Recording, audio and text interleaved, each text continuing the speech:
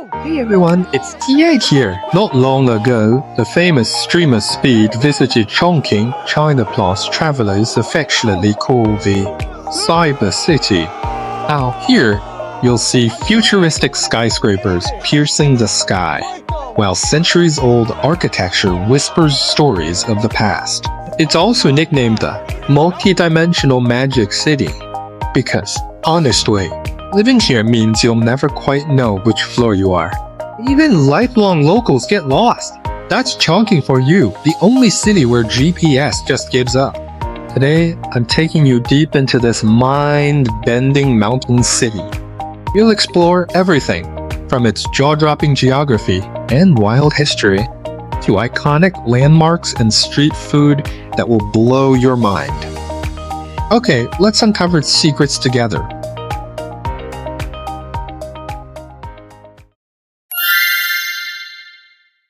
As of 2021, the total area of Chongqing is 82,403 square kilometers. That's 5 times the size of Beijing and 13 times the area of Shanghai. With a population of 37.44 million, this megacity is absolutely massive. It's a true mountain town, with hills and slopes, making up a staggering 75% of its total area.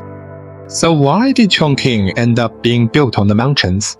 Well, the ancient settlers probably never imagined this fortress would grow into the massive metropolis it is today. Originally, Chongqing was just a military stronghold, its old core right here on the map. This place was a defender's dream, surrounded by water on 3 sides with only one land approach. The Yangtze River guarded the south, while the Jialing River protected the north. Back in the day, attacking forces faced a nightmare scenario. The Yangtze's raging currents meant they would have to start crossing way upstream, draining their time and energy before they even reached the city. Even if enemies breached the western walls, defenders could make a quick escape downstream by Chaotamen, leaving attackers in the dust. Mother Nature basically handed ancient Chongqing a ready-made, nearly impregnable fortress. During the Second Sino-Japanese War, when Japan had occupied all of China's eastern coastal regions, Chongqing stood out as the only viable option for the nationalist government to relocate its capital. As the sole western city with solid industrial foundations, a large population, and no warlord conflicts, it was practically destined for the role. The capital's relocation in 1937 triggered a population boom, rocketing Chongqing into China's top 5 most populous cities overnight. Heavy industries and military factories moved in en masse, transforming this former third-tier backwater into China's new industrial powerhouse and transportation hub. Commerce flourished and the financial sector saw unprecedented growth. As the population exploded, the cityscape underwent radical changes. To maximize space in this mountainous terrain, locals built stilt houses that clung to hillsides, creating cascading layers of architectural fortresses. Even today, downtown Chongqing's modern skyscrapers maintain this same incredible density. A city that literally fought its way out of the mountain's grip to become the cyberpunk metropolis we know today.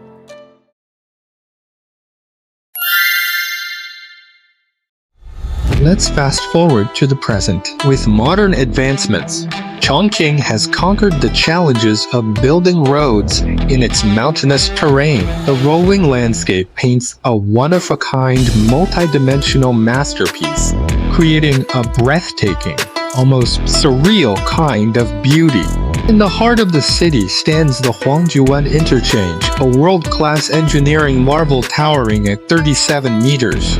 With 20 dizzying ramps branching out like a maze. Take one wrong turn, and you might just find yourself on an unplanned detour for the day. What makes Chongqing so special is that it never plays by the rules. Think you're on the first floor? Surprise! You're actually on the 25th.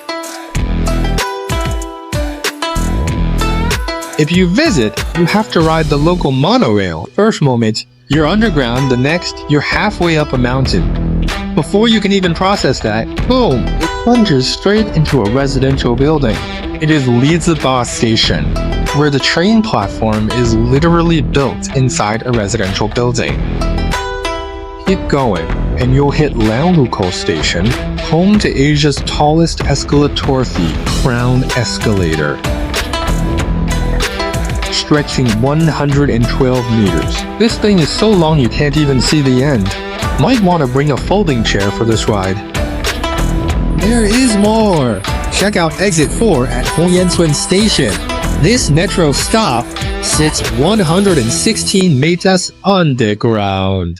That's like a 40-story building. You'll need to take 8 separate escalators just to get out, which takes about 10 minutes. So if you're in a hurry, well, good luck. Better leave early. Rivers are Chongqing's lifeblood, and its bridges are the city's backbone. With over 13,000 bridges of all sizes, Chongqing has rightfully earned its title as China's bridge capital. Take the Tianzimen and Dongshuimen bridges, for example, nicknamed the Twin River Bridges. If you want the best view of Hongyadong, Tianzimen Bridge is the spot. Hongyadong was originally an ancient military fortress and one of the city's earliest trading ports. In 2006, it got a major glow-up, transforming into an 11-story sky-high shopping district. By day, it's a charming maze of folk-style architecture. By night, it's a glittering cascade of lantern-lit stilt houses. With a full Chongqing skyline, hop on the Yangtze River Cable Car, stretching 1.2 kilometers and opened in 1987. It still handles cross-river commutes, but these days, its real job is being the most scenic aerial walkway in town. Well, if you're afraid of heights, no worries. Just cruise down the river on a boat and soak in Chongqing's beauty.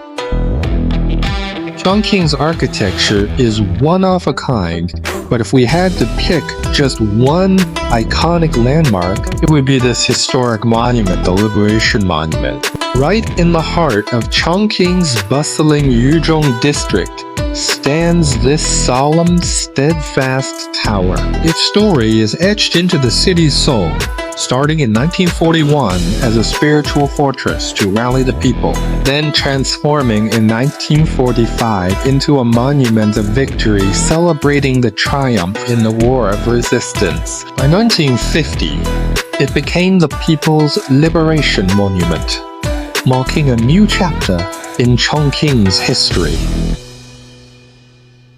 Today, the 27.5-meter-tall monument stands dwarfed by skyscrapers and surrounded by neon-lit shopping centers. But to locals, it's still the city's spiritual peak, a timeless reminder of where Chongqing's been and the resilience that built it. You can't talk about Chongqing landmarks without mentioning its tallest giant, Chongqing Raffles. This mega complex packs 8 soaring towers into one, blending luxury apartments, offices, and shopping into a single sky-piercing beast. 354 meters tall, its sleek-sail design literally and figuratively steers the city forward.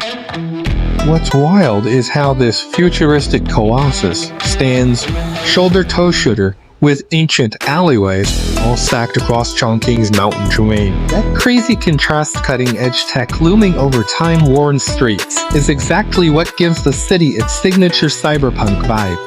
One minute you're in 2077, next minute you're in old-school China. Only in Chongqing.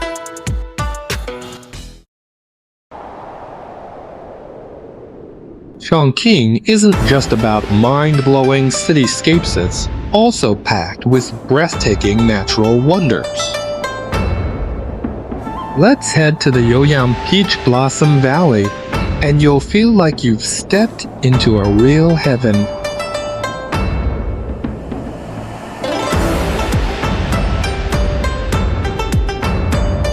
In here, all your everyday worries just melt away. Then there's Wudongkaf National Park, home to the epic Tiansheng Sanqiao. These massive limestone arches look like something straight out of a fantasy movie and actually did appear in Transformers 4. Talk about nature showing off. Don't miss the Dazu Rock Carvings either. These ancient stone masterpieces aren't just incredible art. They are like history books carved in stone, telling stories that locals have loved for centuries. And hey, this is just scratching the surface of what Chongqing has to offer. And trust me, this city got way more surprises up its sleeve. Chongqing's food scene is just as legendary as its landscapes. And let me tell you, locals' love for spicy flavors perfectly matches their bold, no-nonsense personality. From the first bowl of Chongqing noodles in the morning to a late-night hotpot, this city lives and breathes incredible flavors at every meal. And the endless street food. You absolutely can't miss our Uncle Goose's recommended Rongchang braised goose. Pro tip though, if you want some real deals, skip the fancy restaurants. Follow the locals to some hole-in-the-wall joint and prepare to have your mind blown. This trick works in pretty much every Chinese city.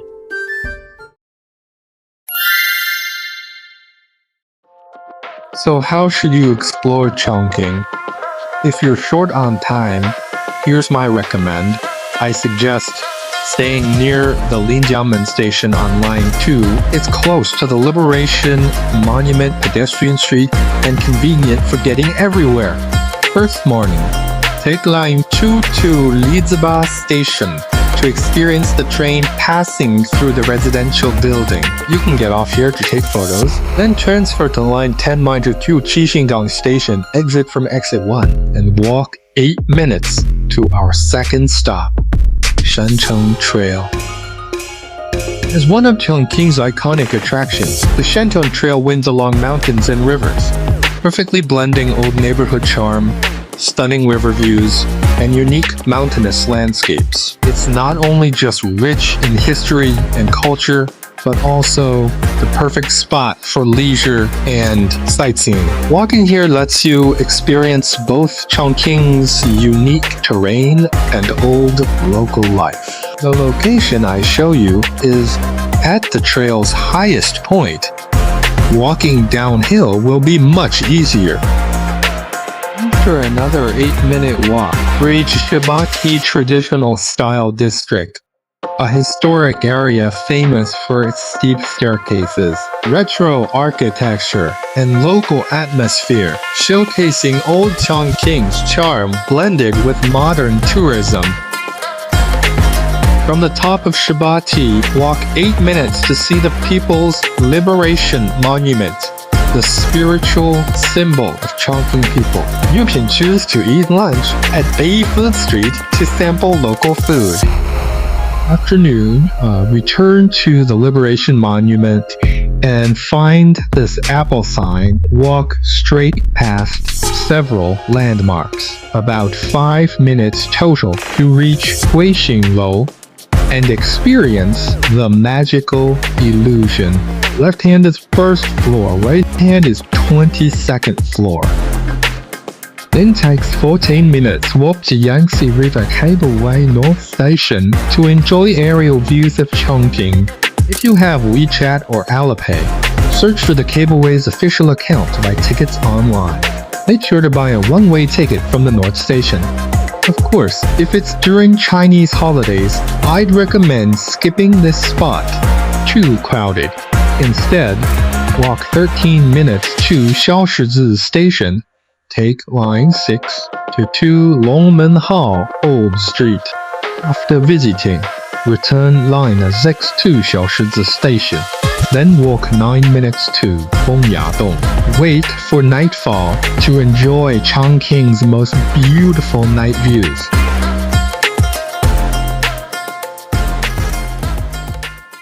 My plan might not be the absolute best, and trust me, Chongqing's got way more hidden gems waiting for you to discover.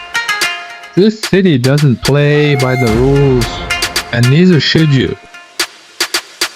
If you enjoyed my video, do me a favor, smash these 3 buttons below. Got questions about traveling in China or ideas for what I should cover next? Drop me a comment and I'll do my best to help out. This is T-Egg here, catch you in the next video!